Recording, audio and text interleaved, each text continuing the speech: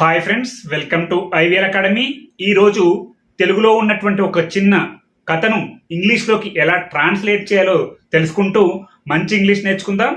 అలాగే మన ఛానల్లో ఎవరైతే జాయిన్ అనే ఆప్షన్ క్లిక్ చేసి సభ్యత్వం తీసుకుంటారో వారికి ప్రతి వీడియోకి పీడిఎఫ్ అలాగే కొన్ని ప్రత్యేకమైనటువంటి వీడియోలు కూడా చేస్తూ ఉంటాను.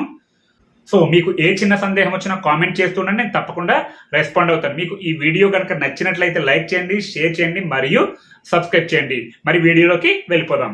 కనువిప్పు కలిగించిన కష్టం. ఇక్కడ కనువిప్పు అంటే ఐ ఓపెనింగ్ అని చెప్పొచ్చు.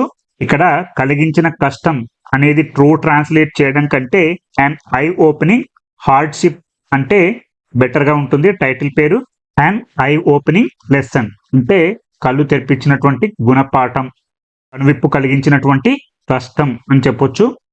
ఒక ఊరిలో రాము సోము అనే ఇద్దరు ఉండేవారు. ఒక ఊరిలో అంటే ఇన్ ఏ విలేజ్ అంటే ఒక ఊరిలో రాము సోము అనే ఇద్దరు ఉండేవారు. దేర్ వర్ అంటే ఉండేవారు. దేర్ లివ్డ్ అని కూడా చెప్పొచ్చు, అంటే నివసించేవారు అని ఉంటే ఇక్కడ లివ్డ్ అనాలి, కానీ ఇక్కడ ఉండేవారు అని ఉంది కాబట్టి దేర్ వర్. టూ ఫ్రెండ్స్ ఇద్దరు స్నేహితులు. నేమ్డ్ హూ ఆర్ నేమ్డ్, ఇక్కడ హూ అనే రిలేటివ్ ప్రొనౌన్ ఇంటర్నల్ గా ఉంటుంది, మనం రాయకపోయినా పర్వాలేదు. There were two friends who are named Ramu and Somu. Ramu Somu అనే ఇద్దరు మిత్రులు ఉండేవారు. లివ్డ్ అంటే నివసించేవారని రాయొచ్చు, కానీ ఇక్కడ నివసించేవారని లేదు. వారిద్దరూ చిన్ననాటి నుంచి మిత్రులు. చిన్ననాటి నుంచి మిత్రుడు అని చెప్తున్నాం కాబట్టి మనం ఇదంతా పాస్ట్ టెన్స్ లో చెప్పుకుంటున్నాం కాబట్టి ఇది పాస్ట్ పర్ఫెక్ట్ లో రాయాలి. They had been close friends since childhood. Had been ఇక్కడ పాస్ట్ పర్ఫెక్ట్ టెన్స్ లో ఉంది. Had plus V3. ఇక్కడ బీన్ అనేది V3 లో ఉంది.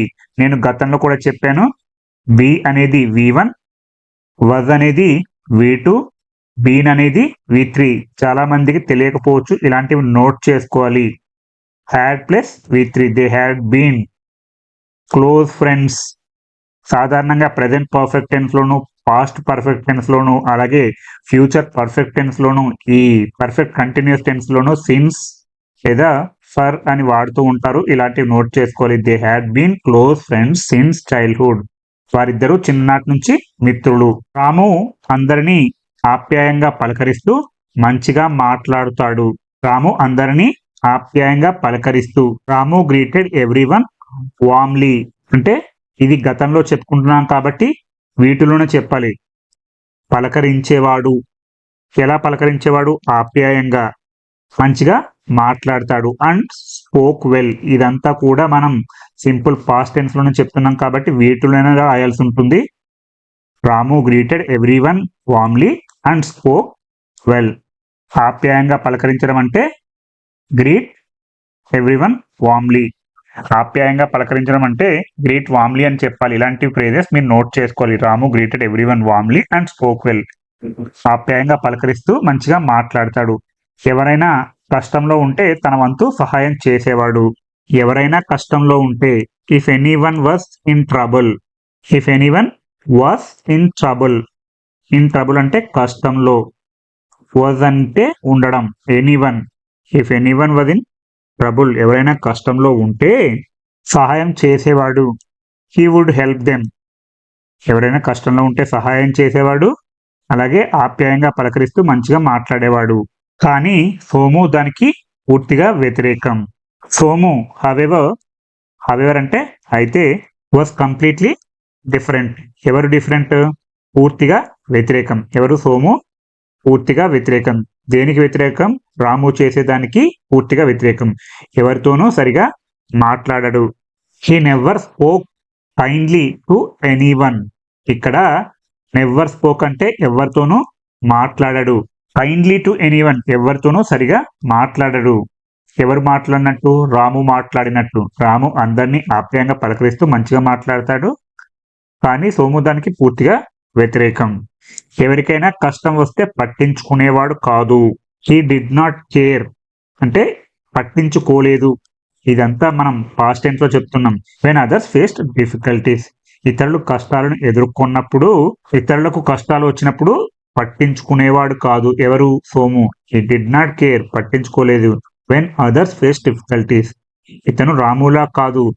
రాము ఎవరికైనా కష్టాల్లో ఉంటే తన వంతు సాయం చేసేవాడు. కానీ Somu did not care when others face difficulties. ఎవరికైనా కష్టం వస్తే పట్టించుకునేవాడు కాదు. ఒకనాడు రాము సోము వేరే ఊరు వెళ్లి తిరిగి వస్తుండగా దారి మధ్యలో వాగు ఒక్కసారిగా ఉప్పొంగింది. ఒకనాడు అంటే వన్ డే. ఏం చేస్తున్నారు? రాము సోము వేరే ఊరు వెళ్లి తిరిగి వస్తుండగా రాము అండ్ సోము ఇద్దరు వర్ రిటర్నింగ్ అంటే తిరిగి వస్తున్నారు. ఫ్రమ్ నుండి అనదర్ విలేజ్ ఇతర గ్రామం నుంచి తిరిగి వస్తుండగా దారి మధ్యలో వాగు ఒక్కసారిగా ఉప్పొంగింది. The stream suddenly overflowed. The stream అంటే ఇక్కడ వాగు, సడన్లీ అకస్మాత్తుగా. The stream suddenly. The stream అంటే ఇక్కడ వాగు, సడన్లీ అంటే అకస్మాత్తుగా. అకస్మాత్తుగా ఏమైంది? ఓవర్ఫ్లోడ్ ఉప్పొంగింది. In the middle of the way దారి మధ్యలో అకస్మాత్తుగా ఆ వాగు ఉప్పొంగింది. ఇలాంటివి నోట్ చేసుకోవాలి, చాలా మందికి తెలియకపోవచ్చు. ద స్ట్రీమ్ అంటే వాగు, లేక్ అంటే చెరువు, పాండ్ అంటే కొలను, రివర్ అంటే నది, ఓషన్ అంటే సముద్రం. ఇలాంటి వొకాబులరీ మీకు తెలుసుకుంటూ ఉండాలి, నోట్ చేసుకుంటూ ఉండాలి. The stream suddenly overflowed in the middle of the way. దారి మధ్యలో వాగు ఒక్కసారిగా ఉప్పొంగింది. నీటి ప్రవాహంలో చిక్కుకున్న రాము సోము సాయం కోసం గట్టిగా కేకలు వేశారు. Ramu and Somu over caught in the stream. నీటి ప్రవాహంలో చిక్కుకుపోయినటువంటి ఎవరైతే నీటి ప్రవాహంలో చిక్కుకుపోయారో వారే ఈ రాము అండ్ సోము అని చెప్పాల్సి వచ్చినప్పుడు ఇక్కడ ఓ అనే రిలేటివ్ ప్రొనౌన్ రాయాల్సి ఉంటుంది. Ramu and Somu over caught in the stream. నీటి ప్రవాహంలో చిక్కుకున్న రాము మరియు సోము ఏం చేశారు? సాయం కోసం గట్టిగా కేకలు వేశారు. Cried out loudly for help. Cried out అంటే ఏడ్చారు లేదా కేకలు వేశారు. Cried out loudly. దేనికోసం? ఫర్ హెల్ప్ అంటే సహాయం కోసం గట్టిగా కేకలు వేశారు. వారి అరుపులు విన్న కొందరు వాగు ఒడ్డుకు వచ్చారు. హియరింగ్ దేర్ క్రైస్ అంటే వారి అరుపులు వింటూ.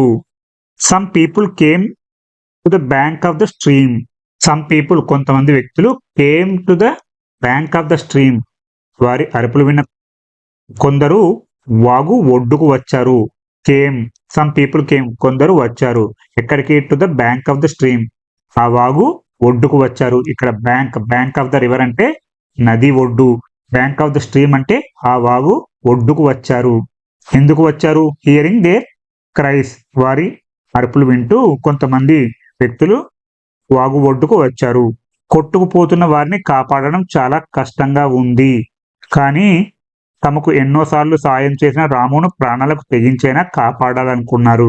రెస్క్యూయింగ్ దెమ్ అంటే వారిని కాపాడడం వాజ్ ఎక్స్ట్రీమ్లీ డిఫికల్ట్. కొట్టుకుపోతున్న వారిని కాపాడడం చాలా కష్టంగా ఉంది. ఎక్స్ట్రీమ్లీ డిఫికల్ట్ అంటే చాలా కష్టం. కానీ తమకు ఎన్నోసార్లు సాయం చేసిన రామును ప్రాణాలకు తెగించైనా కాపాడాలనుకున్నారు. However they decided to risk their own life to save Ramu because he helped them many times in the past. However అయితే దే డిసైడెడ్ వారు నిర్ణయించుకున్నారు. To risk their own life అంటే వారి ప్రాణాలకు తెగించైనా, వారి ప్రాణాలను పణంగా పెట్టైనా, టు సేవ్ రాముని కాపాడాలనుకున్నారు. ప్రాణాలకు తెగించైనా, ప్రాణాలను పణంగా పెట్టైనా రామును కాపాడాలనుకున్నారు. బికాస్ ఎందుకంటే తమకు ఎన్నోసార్లు సాయం చేసిన రామును. హీ అంటే ఇక్కడ రాము. హీ హ్యాడ్ హెల్ప్డ్ ఇక్కడ గతంలో చేశాడు. హీ హ్యాడ్ హెల్ప్డ్ దెమ్ వారికి సహాయం చేశాడు. మెనీ టైమ్స్ చాలా సార్లు. ఇన్ ద పాస్ట్ గతంలో. కానీ తమకు ఎన్నోసార్లు సాయం చేసిన రామును ప్రాణాలకు తెగించైనా కాపాడాలనుకున్నారు.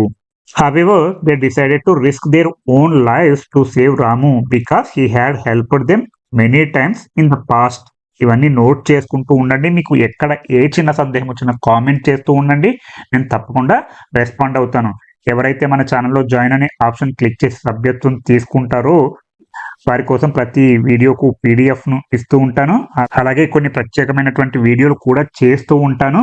ఏ చిన్న సందేహం వచ్చినా కామెంట్ చేస్తున్నా నేను తప్పకుండా రెస్పాండ్ అవుతాను. మీకు ఈ వీడియో కనుక నచ్చినట్లయితే లైక్ చేయండి, షేర్ చేయండి మరియు సబ్స్క్రైబ్ చేయండి. ఎంతో కష్టపడి రామును ఒడ్డుకు చేర్చారు.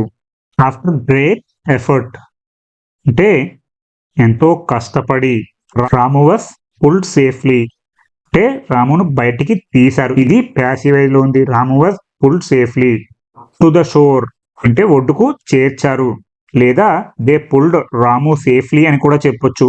ఇక్కడ రాము వాస్ పుల్డ్ అంటే రామును ఒడ్డుకు చేర్చారు, లేదా వారికి ఇంపార్టెన్స్ ఇవ్వాలంటే దే పుల్డ్ రాము అని చెప్పాల్సిన అవసరం ఉంది. They pulled Ramu safely to the షోర్ ఒడ్డుకు సేఫ్ గా చేర్చారు ఎంతో కష్టపడి. సోము ప్రవాహంలో కొట్టుకుపోయాడు. సోము వాస్ స్వెప్ట్ అవే. సోము కొట్టుకుపోయాడు. ఎలా కొట్టుకుపోయాడు? By the current. ఆ ప్రవాహంతో కొట్టుకుపోయాడు, లేదా ఆ ప్రవాహంలో కొట్టుకుపోయాడని చెప్పొచ్చు. చివరికి ఒక కొమ్మ పట్టుకుని ప్రాణాలు కాపాడుకున్నాడు. ఫార్చునేట్లీ అదృష్టవశాత్తు, లేదా చివరికి he manage to grab A tree branch ఒక కొమ్మ పట్టుకొని అండ్ సేవ్ హిమ్సెల్ఫ్ ప్రాణాలు కాపాడుకున్నాడు. మేనేజ్డ్ ప్రయత్నించాడు, టు గ్రాబ్ పట్టుకొని, ఎ ట్రీ బ్రాంచ్ ఒక చెట్టు కొమ్మను పట్టుకుని, అండ్ మరియు సేవ్ హిమ్సెల్ఫ్ తన ప్రాణాలను కాపాడుకున్నాడు. ఇంతకాలం తాను చేసిన తప్పేమిటో తెలుసుకున్నాడు సోము. ఎట్ దట్ మూమెంట్ అంటే ఆ సమయంలో హీ రియలైజ్డ్ అంటే తను తెలుసుకున్నాడు. The mistake he had been making all those years ఇంతకాలం తాను చేసిన తప్పేమిటో తెలుసుకున్నాడు. The mistake which he had been making all those years ఏదైతే ఇంతకాలం చేస్తున్నాడో ఆ తప్పును ఆ క్షణం తెలుసుకున్నాడు. హీ రియలైజ్డ్ తెలుసుకున్నాడు. ఎట్ దట్ మూమెంట్ ఆ క్షణం. అప్పటి నుంచి అందరితోనూ మంచిగా ఉండేవాడు. ఫ్రమ్ దెన్ ఆన్ అంటే అప్పటి నుంచి. ఫ్రమ్ నుండి, దెన్ ఆన్ అప్పటి నుంచి. He treated every one with kindness and respect అందరితోనూ మంచిగా, లేదా అందరితో మంచిగా ఉండేవాడు. విత్ కైండ్నెస్ దయతో, అండ్ రెస్పెక్ట్ గౌరవంతో ఉండేవాడు. నీతి చేసిన మంచి ఊరికే పోదు. Moral NITI. A good deed అంటే మంచి పని. Never goes అన్రివార్డెడ్. నెవర్ గోస్ అన్రివార్డెడ్ అంటే ఊరికే పోదు, లేదా వృధాగా పోదు. చేసిన మంచి ఊరికే పోదు, లేదా వ్యర్థంగా పోదు. ఇలాంటి మారల్ స్టోరీస్ మీరు ప్రతిరోజు ఇంగ్లీష్ నుంచి తెలుగులోకి, తెలుగు నుంచి ఇంగ్లీష్లోకి ట్రాన్స్లేట్ చేస్తూ డౌట్స్ అడుగుతూ ఉండండి. మీకు ఎక్కడ ఏ చిన్న సందేహం ఉన్నా కామెంట్ చేస్తూ ఉండండి, నేను తప్పకుండా రెస్పాండ్ అవుతుంది. మీకు ఈ వీడియో కనుక నచ్చినట్లయితే లైక్ చేయండి, షేర్ చేయండి మరియు సబ్స్క్రైబ్ చేయండి.